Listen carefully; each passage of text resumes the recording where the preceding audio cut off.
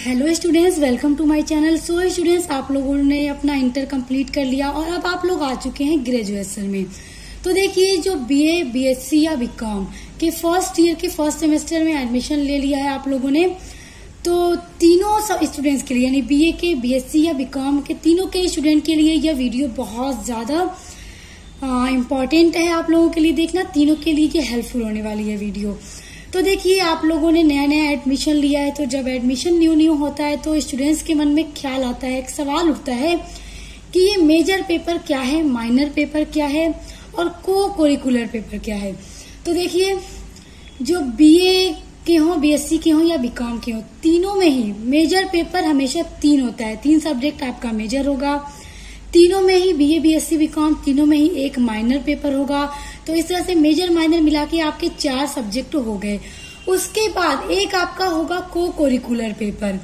BA, BSc, BCom में तीनों में जो को करिकुलर पेपर होता है वो एकदम सेम होता है, यानी आपका पेपर सेम होगा, आपका सिलेबस सेम होगा, ये सारी चीजें तीनों के लिए सेम होगी, तीनों स्टूडेंट्स के लिए। देखिए, बीए, बीएससी, बीकॉम के फर्स्ट सेमेस्टर के स्टूडेंट का जो को करिकुलर पेपर है वो है फूड, न्यूट्रिशन एंड हाइजीन, यानी कि आहार, पोषण एवं स्वच्छता। ये आपका बीए, बीएससी, बीकॉम के फर्स्ट ईयर के फर्स्ट सेमेस्टर में आपका जो को करिकुलर पेपर है उसका ये नाम है। यानी आपको अपने फर्स्ट सेमेस्टर में, चाहे बीए की हो, बीएससी की हो या बीकॉम की हो, फर्स्ट सेमेस्टर में आपको जो को करिकुलर पेपर देना है वो होगा फूड, न्यूट्रिशन एंड हाइजीन, यानी आहार, पोषण एवं स्वच्छता। तो देखिए स्टूडेंट्स, बीए, बीएससी, बीकॉम के जो मेजर माइनर पेपर हैं वो तो अलग हैं, बाकी ये जो को करिकुलर पेपर है ये अनिवार्य प्रश्न पत्र है, यानी कि तीनों के लिए एकदम कंपलसरी है। तीनों स्टूडेंट्स के लिए ये एकदम देना ही देना है। सेम पेपर, सेम सिलेबस सब होगा आपका। तो ये चीजें आपकी क्लियर हो गई। ओके, तो देखिए, जो नई शिक्षा नीति के अनुसार जितनी भी यूनिवर्सिटीज में जो राष्ट्रीय शिक्षा नीति 2020 लागू हो चुकी है, तो उस यूनिवर्सिटी में जितने भी बीए, बीएससी, बीकॉम के जो सिलेबस है वो सब सेम है, और आपका जो को करिकुलर पेपर है उसका भी सिलेबस सेम है आपका। तो देखिए, आपको ये बात बता दो कि आप और भी जो भी मेजर माइनर सब्जेक्ट पढ़ेंगे उसमें आपका 8 यूनिट्स होंगी, यानी 8 इकाइयां होंगी। लेकिन आपका जो को करिकुलर पेपर होगा 2024 उसमें आपके 4 यूनिट्स होंगी, यानी कि को करिकुलर पेपर में आपकी 4 ही यूनिट्स बस होंगी, चाहे बीए, बीएससी, बीकॉम तीनों के स्टूडेंट के लिए। तो ये चीजें क्लियर हो गई। और स्टूडेंट्स देखिए, अभी आप लोग नए नए हैं तो आपको एक और बात बता दूं कि आप चाहे बीए, बीएससी, बीकॉम तीनों के स्टूडेंट्स हैं, तो जो आपका फर्स्ट सेमेस्टर में पेपर होने वाला है को करिकुलर, वो आपका होगा आहार, पोषण एवं स्वच्छता, यानी फूड, न्यूट्रिशन एंड हाइजीन। जब आप सेकेंड सेमेस्टर में जाएंगे तब भी आपका एक को करिकुलर पेपर होगा, वो भी बीए, बीएससी, बीकॉम के सेकेंड सेमेस्टर वाले स्टूडेंट्स के लिए एकदम सेम होगा। थर्ड सेमेस्टर में भी आपका को करिकुलर पेपर होगा, वो भी तीनों स्टूडेंट्स के लिए सेम होगा। फोर्थ सेमेस्टर में भी जो करिकुलर होगा वो भी सेम होगा, 5th एंड 6th। यानी कि जो आपका को करिकुलर पेपर होता है, चाहे बीए की हो, बीएससी की हो या बीकॉम की हो, तो आपका ये अनिवार्य प्रश्न पत्र है, आपके सभी सेमेस्टर में सेम होगा आपका पेपर। बाकी जो मेजर माइनर है वो तो अलग अलग होगा जो आप लोग लेंगे, बाकी ये एकदम सबके लिए अनिवार्य प्रश्न पत्र है, सबको देना है। और आपको 6 सेमेस्टर आपके होंगे, आपके बीए, बीएससी, बीकॉम सभी में 6 सेमेस्टर, और आपको 6 ही सेमेस्टर में अलग अलग को करिकुलर पेपर देना होगा। तो ये सारी चीजें आपकी उम्मीद करती हूँ क्लियर हो गई हूँ। और आपको ये भी बता दूं कि कुछ यूनिवर्सिटीज में जो पेपर आता है फूड, न्यूट्रिशन एंड हाइजीन का, तो उसमें 100 क्वेश्चंस दिए जाते हैं, यानी पूरे 100 प्रश्न दिए जाते हैं। और देखिए, इसमें जो पेपर होता है वो एमसीक्यू होता है, ओएमआर शीट पर आपको देना होता है आपको। उसके अलावा देखिए, और कुछ यूनिवर्सिटीज में 75 क्वेश्चंस दिए जाते हैं। तो देखिए, जिस यूनिवर्सिटीज में 75 क्वेश्चंस दिए जाते हैं तो वहां पे मिड टर्म एग्जाम होता है, तो इंटरनल मार्क्स हो जाता है 25 में से, और 75 जो होता है वो एक्सटर्नल मार्क्स होता है। तो अब ये मिड टर्म एग्जाम क्या है, इंटरनल मार्क्स क्या है, एक्सटर्नल मार्क्स क्या है, नेक्स्ट वीडियो में मैं वो आपका बताऊंगी। तो नेक्स्ट वीडियो आप जरूर देखिएगा, उसमें मैं आपका mid term exam, mid term semester, internal marks, external marks सब क्लियर करा दूंगी। आज की वीडियो में हम सिर्फ ये जानेंगे कि बीए बीएससी बीकॉम के फर्स्ट ईयर के फर्स्ट सेमेस्टर में जो आपका को करिकुलर कोर्स है, को करिकुलर जो पेपर है जो आपको एग्जाम देना है, सभी के लिए अनिवार्य है। Same paper same syllabus BA BSc BCom सभी स्टूडेंट्स के लिए। तो आइए आपका सिलेबस अब देखते हैं। स्टूडेंट्स देखिए, जो पेपर आपका होता है चाहे 75 क्वेश्चंस होंगे तो 75 मार्क्स में होगा, 100 क्वेश्चंस होंगे तो 100 मार्क्स में। तो 100 में अगर आपका दिया जाता है कि 37 मार्क्स अगर आपका हो गया तो आपको पासिंग मार्क्स मिल जाता है। तो देखिए चाहे 75 में हो या 100 में हो, अगर इसमें आपको जो पासिंग मार्क्स है आपको मिल गया तो समझ लीजिए आप इसमें पास हो गए।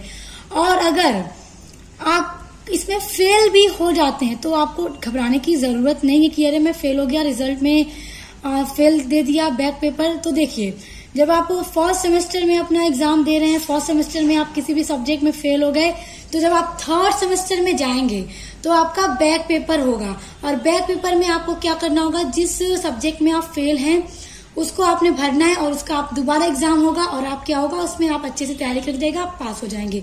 और अगर आप सेकेंड सेमेस्टर में फेल हो जाए तो आपका फोर्थ सेमेस्टर में सही हो जाएगा, थर्ड सेमेस्टर में फेल हो जाए तो फिफ्थ सेमेस्टर में आपका सही हो जाएगा। इसी तरह से आपका क्या होगा कि आप किसी में अगर फेल हो गए तो आपका बैक पेपर अब कराया जाता है नई शिक्षा नीति के अनुसार।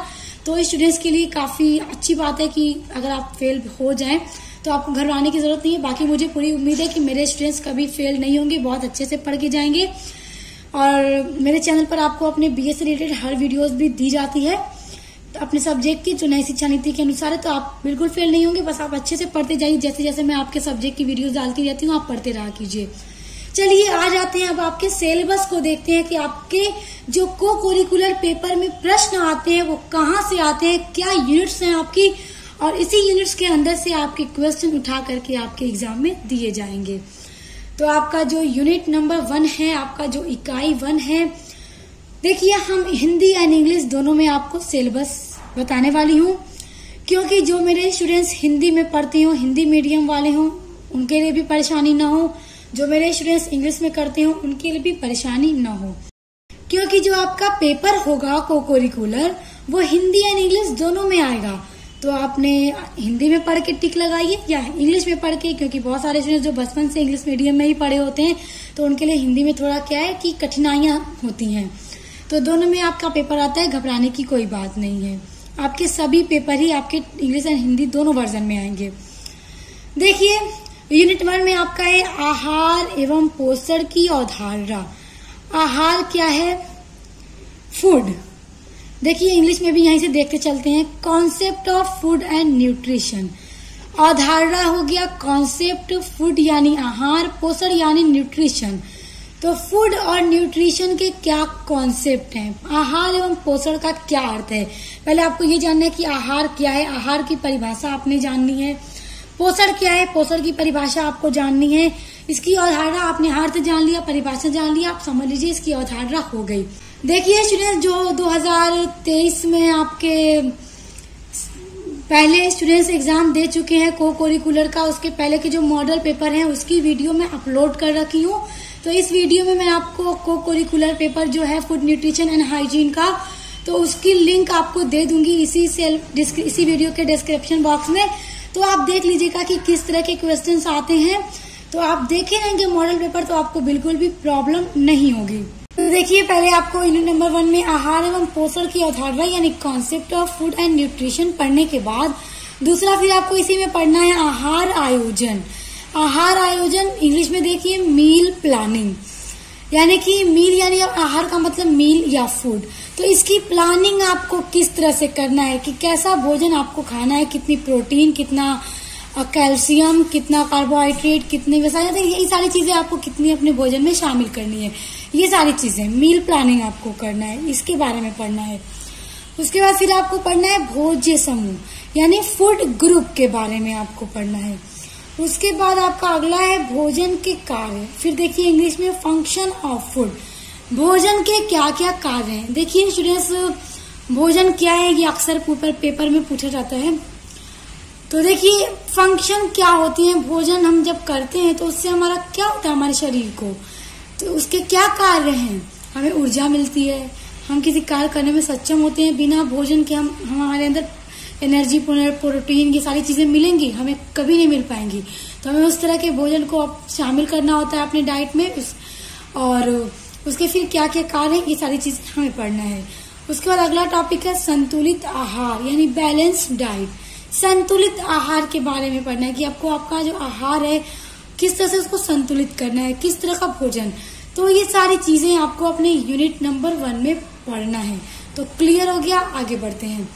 उसके बाद देखिए यूनिट नंबर 2 में पढ़ना है कार्बोहाइड्रेट्स, वसा व लिपिड्स के बारे में। इंग्लिश में देखिए कार्बोहाइड्रेट्स भी वही, फैट यानी वसा, एवं लिपिड्स तो lipids. Carbohydrate, fats and lipids, इसके बारे में पढ़ना है क्या है। तो देखिए स्टूडेंट्स, मैं आपका मॉडल पेपर अपलोड करूंगी कि आपका 2024 में जो first semester BA BSc BCom के फर्स्ट सेमेस्टर में जो आपका एग्जाम में क्वेश्चंस पूछा जाएगा, उसका मैं मॉडल पेपर अपलोड करूंगी। उसके अलावा आपका एमसीक्यू वीडियोस भी अपलोड मैं करूंगी, ऑब्जेक्टिव टाइप क्वेश्चंस, जिसके थ्रू आप अपने एग्जाम को तैयार करके अच्छे से 2024 में अपना एग्जाम दीजिएगा। फिर देखिए उसके बाद आपको पढ़ना है प्रोटीन के बारे में। प्रोटीन क्या है, तो इंग्लिश में प्रोटीन, फिर खनिज लवण, मिनरल्स। फिर देखिए अगला इसी में आपका टॉपिक है सुरक्षात्मक तत्व विटामिन। इंग्लिश में देखिए प्रोटेक्टिव न्यूट्रिएंट विटामिन। देखिए सुरक्षात्मक का मतलब जो प्रोटेक्ट करता हो, हमारे शरीर में जो विटामिन की कमी से होने वाले रोग होते हैं स्टूडेंट्स, तो हमारे अंदर अगर किसी भी विटामिन की कमी होगी तो उससे होने वाले जो रोग होंगे वो हो जाते हैं। तो हम अगर अच्छा आहार हम शामिल करेंगे, हम अच्छा भोजन शामिल करेंगे अपने डाइट में, तो क्या होगा कि हमारे जो विटामिन्स की कमी है वो पूरी होगी हमारे शरीर में, और उससे हमारे जो होने वाले रोग हैं उनसे विटामिन्स हमारे शरीर की पूरी सुरक्षा करेगा। उसके बारे में हमें पढ़ना है। तो देखिए फिर अगला टॉपिक जल यानी वाटर के बारे में हमें पढ़ना है। देखिए मनुष्य के शरीर में 65% लगभग पानी होता है, तो इससे रिलेटेड जो भी चीजें हमें पढ़ना है। उसके बाद है रेशेदार आहार यानी कि डाइटरी फाइबर। तो रेशेदार आहार के बारे में भी हमें पढ़ना है यूनिट नंबर 2 के अंदर। तो देखिए मैं मॉडल पेपर की वीडियोस अपलोड करती रहूंगी आपके लिए BA BSc BCom first semester में, ये को-करिकुलर के लिए, तो आप लोग वीडियोस को लगातार देखते रहिएगा। उसके बाद देखिए इकाई 3 यानी यूनिट 3 में आपको पढ़ना है मानव अभिवृद्धि एवं विकास। मानव ह्यूमन अभिवृद्धि यानी ग्रोथ, जो मानव के बॉडी में ग्रोथ होता है। जब बच्चा पैदा होता है, छोटा सा नन्हा सा बच्चा होता है, धीरे धीरे बढ़ते बढ़ते वो बड़ा हो जाता है, यानी इसके अंदर ग्रोथ होता है, अब वृद्धि होती है, उसकी सारी चीजें बढ़ती हैं। एंड डेवलपमेंट यानी विकास। तो मानव के शरीर में जो वृद्धि होती है यानी जो ग्रोथ होता है ह्यूमन बॉडी में, और मानव का जो विकास होता है यानी ह्यूमन डेवलपमेंट, इसके बारे में देखिए। जो मानव के शरीर में वृद्धि होती है, जो ग्रोथ होता है, वो किन सारी चीजों का होता है, हमारे शरीर का होता है, जो हमारे शरीर के अंग है, मांसपेशियां वगैरह, इन सब चीजों का वृद्धि होती है, हमारी लंबाई चौड़ाई सेहत, इन सब चीजों का ग्रोथ होता है। विकास किन चीजों का होता है मानव के अंदर, मानव के शरीर के अंदर, देखिए मानसिक विकास, बुद्धि का विकास, इन सब चीजों का विकास, ये सारी चीजें होती है ह्यूमन के अंदर।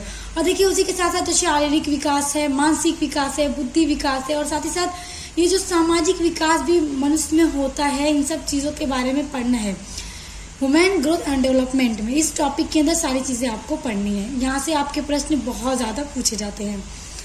उसके बाद देखिए गर्भवती स्त्री का भोजन। देखिए इंग्लिश में प्रेनेटल न्यूट्रिशन, यानी गर्भवती यानी जो स्त्री प्रेग्नेंट है, जो गर्भवती महिला है, उसका भोजन कैसा होना चाहिए।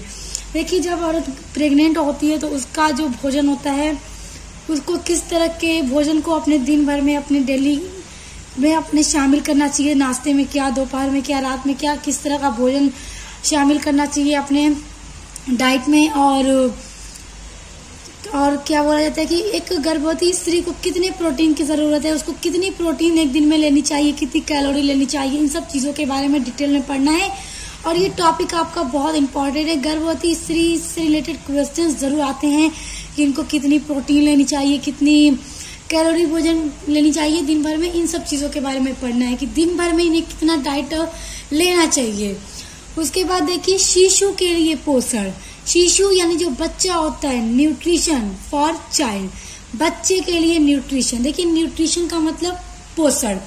देखिए जो एक छोटा बच्चा होता है तो उसके लिए कितना पोषण की आवश्यकता होती है। देखिए जब बच्चा छोटा होता है सबसे ज्यादा जरूरत प्रोटीन और कैल्शियम की होती है। देखिए जब बच्चा छोटा होता है सबसे ज्यादा उसके लिए तो प्रोटीन की होती है और कैल्शियम की, क्योंकि जब बच्चे में ग्रोथ होता है तो जब उसकी जो दांत निकलते हैं, दांतों को मजबूत करने के लिए कैल्शियम की जरूरत बहुत ज्यादा होती है। उसके बिना क्या नहीं हो सकता मजबूत। बच्चे बड़े होते हैं तो हड्डियां ये जो मजबूत होती हैं तो उसको भी कैल्शियम की जरूरत पड़ती है। तो छोटे बच्चे को किस तरह का भोजन देना चाहिए, उनका पोषण से रिलेटेड हर एक चीजें आपको डिटेल में पढ़नी है। गर्भवती स्त्री और शिशु के पोषण से रिलेटेड आपको पढ़ना है। और इसमें देखिए यहाँ पर एक और आपको बात बता दूं कि जब एक बच्चा पैदा होता है तो जो स्त्री अपने बच्चे को स्तनपान कराती है, बच्चे को जब दूध पिलाती है, तो उस स्त्री को उस टाइम किस तरह का भोजन लेना चाहिए, तो ये सारी चीजें भी आपको समझ लीजिए पढ़नी है इस यूनिट नंबर 3 में, क्योंकि वहां से भी अक्सर एग्जाम में क्वेश्चंस आपके पूछे जाते हैं। आ जाते हैं अब आपके यूनिट नंबर 4 पर। आ जाइए अपने यूनिट नंबर 4 यानी इकाई 4 में। देखिए क्या पढ़ना है, कहाँ से प्रश्न आएगा। देखिए समाज में होने वाले सामान्य रोग, इंग्लिश में देखते हैं common diseases prevalent in society, यानी कि जो एक कॉमन सा रोग होता है जो वो समाज में रहने वाले लोगों में जो सामान्य रोग हो जाता है उसके बारे में आपको पढ़ना। जैसे डायरिया हो गया, जैसे दस्त होता है, उसके अलावा टाइफाइड, उसके अलावा और भी जो भी सामान्य से रोग हैं जो समाज में हो जाते हैं उनसे रिलेटेड आपको पढ़ना है यूनिट 4 में। और यहाँ से आपके प्रश्न बहुत ज्यादा पूछे जाते हैं। उसके बाद मधुमेह में पोषण, इंग्लिश में देखते हैं न्यूट्रिशन इन डायबिटीज मेलिटस। देखिए मधुमेह यानी डायबिटीज के मरीज को, जो जिनको डायबिटीज हो जाती है, मधुमेह हो जाता है, तो उनको उस डायबिटीज में किस तरह का भोजन करना चाहिए, किस तरह के भोजन को करने से बचना चाहिए, कैसा पोषण उन्हें लेना चाहिए, कैसा न्यूट्रिशन होना चाहिए, इन सभी चीजों को पढ़ना है। और देखिए यहाँ से भी आपका प्रश्न बहुत ज्यादा पूछा जाएगा। उसके बाद अगला है उच्च रक्तचाप में आहार, यानी इंग्लिश में देखते हैं डाइट इन हाइपरटेंशन। उच्च रक्तचाप यानी जो हाई ब्लड प्रेशर होता है या फिर कह लीजिए हाइपरटेंशन जो होता है, जब किसी व्यक्ति का बहुत ज्यादा उच्च रक्तचाप हो जाता है तो उसे किस तरह का भोजन अपने डाइट में शामिल करना चाहिए और किस तरह के भोजन से बचना चाहिए। क्योंकि देखिए इस जब ब्लड प्रेशर हाई होता है या मधुमेह होता है तो उस टाइम ऐसे भोजन से बचना चाहिए जिससे कि कभी कभी क्या होता है कि व्यक्ति को अपने प्राण भी गंवाने पड़ जाते हैं, तो इसलिए ऐसे भोजन से बचना चाहिए। और जो भोजन उनके लिए सही है, उनके स्वास्थ्य के लिए, ऐसा भोजन ही उन्हें करना चाहिए। इन सब चीजों के बारे में भी पढ़ना है क्योंकि एग्जाम में यहाँ से भी प्रश्न आएगा। उसके बाद अगला टॉपिक है अधिक तथा न्यून शारीरिक भार की स्थिति में पोषण। इंग्लिश में एक बार देख लीजिए यहाँ पर अधिक तथा न्यून, अधिक का मतलब ज्यादा, न्यून यानी कम, शारीरिक भार यानी कि जो वेट ज्यादा होता है की स्थिति में पोषण। Nutrition during overweight and under weight, यानी कि किसी किसी का जो वजन होता है बहुत तेजी से भागता है स्टूडेंट, मतलब वजन इतना तेजी से बढ़ेगा कि आज 50 है, कुछ दिनों में वजन करेंगे तो 60, 70, 80, 90, 100, वजन इतना तेजी से बढ़ेगा कि वो 100 किलो के पार चले जाते हैं। तो जो जिनका वजन उतना ज्यादा है तो उनको अपने डाइट में किस तरह का भोजन शामिल करना चाहिए कि वो अपने वेट को थोड़ा कंट्रोल कर सकें। और न्यून शारीरिक भार यानी कि जिनका वेट थोड़ा कम है तो उन्हें किस तरह का भोजन अपने डाइट में शामिल करना चाहिए कि उनका वजन थोड़ा बढ़ सके। इन सभी चीजों के बारे में भी पढ़ना है क्योंकि प्रश्न यहाँ से भी पूछा जाता है। उसके बाद अगला टॉपिक है अतिसार एवं कब्ज में आहार। एक बार इसको इंग्लिश में देखिए डायरिया एंड, देखिए यहाँ पर diet in diarrhoea and constipation. Diet यानी कि आहार, डायरिया का मतलब अतिसार, जो डायरिया हो जाता है, और कब्ज यानी कि कॉन्स्टिपेशन यानी कि इस टाइम जो डायरिया होता है उस टाइम कैसा भोजन शामिल करना चाहिए, कैसा भोजन लेना चाहिए, उसके बारे में पढ़ना है, कैसे भोजन से बचना चाहिए। उसके बाद अगला है टाइफाइड, मोती छरा या मिदाई बुखार में आहार। डाइट इन टाइफाइड, देखिए टाइफाइड बुखार भी आजकल अक्सर लोगों में देखने को मिलता है, एकदम से कॉमन रोग हो गया है ये एक। तो टाइफाइड में किस तरह का भोजन शामिल करना चाहिए अपने आहार में, किस तरह के भोजन से बचना चाहिए, सारी चीजें डिटेल में पढ़नी है। यहाँ से आपके प्रश्न बहुत ज्यादा पूछे जाते हैं, इस यूनिट से आपके प्रश्न बहुत ज्यादा आएंगे। उसके बाद देखिए इसी यूनिट नंबर 4 में अगला टॉपिक है राष्ट्रीय तथा अंतर्राष्ट्रीय स्वास्थ्य कार्यक्रम। देखिए जो राष्ट्रीय यानी कि नेशनल एंड इंटरनेशनल जो हेल्थ प्रोग्राम यानी स्वास्थ्य जो कार्यक्रम है, तो देखिए जो स्वास्थ्य कार्यक्रम होता है कब होगा, किस तिथि को होगा, ये सारी चीजों से रिलेटेड भी एग्जाम पूछा जाता है। जितने भी इस तरह के ऑर्गेनाइजेशन है स्वास्थ्य से लेकर इंटरनेशनल या फिर नेशनल, तो कब क्या चीजें लागू की, कब किस तरह का जो भी तिथि होती है उससे रिलेटेड पूछा जाता है। विश्व स्वास्थ्य दिवस कब मनाया जाता है, यानी इस तरह से रिलेटेड जितने भी क्वेश्चंस हैं इस तरह के भी क्वेश्चंस आएंगे। देखिए जो मॉडल पेपर का लिंक इस वीडियो के डिस्क्रिप्शन बॉक्स में दे दूंगी, आप लोग देख लीजिएगा। पिछले ईयर का वो मॉडल पेपर है first food nutrition and hygiene का जो हुआ था, वहां से भी प्रश्न अक्सर पूछे जाएंगे, तो देख लीजिएगा। उसके बाद देखिए प्रतिरक्षा बढ़ाने वाले खाद्य पदार्थ यानी इम्यूनिटी बूस्टर फूड। प्रतिरक्षा यानी जो हमारे शरीर के अंदर के भागों की रक्षा करते हैं, तो कौन से खाद्य पदार्थ जो हमारी इम्यूनिटी की रक्षा करते हैं, तो इस तरह के बारे में भी हमें पूरा यूनिट नंबर 4 में पढ़ना है। तो देखिए स्टूडेंट्स, ये जो सिलेबस मैंने आपको बताया आपके को करिकुलर सब्जेक्ट यानी अनिवार्य प्रश्न पत्र का सिलेबस है, जो नई शिक्षा नीति के अनुसार सभी यूनिवर्सिटीज में जो लागू हुई नई शिक्षा नीति, उसके तहत ये आपका सिलेबस है, जिसमें आपकी पूरी यूनिट्स मैंने आपको बता दी। और इससे रिलेटेड मैं मॉडल पेपर की वीडियोस अपलोड करती रहूंगी, आप लोग देखते रहिएगा, पढ़ते रहिएगा। और स्टूडेंट देखिए आपके बीए के फर्स्ट सेमेस्टर में जो आपका इंग्लिश लिटरेचर है, सोशियोलॉजी है, एजुकेशन है, या फिर फिजिकल जियोग्राफी है, या फिर मेडिकल हिस्ट्री है, सभी की क्लास मेरे चैनल पर स्टार्ट हो गई है।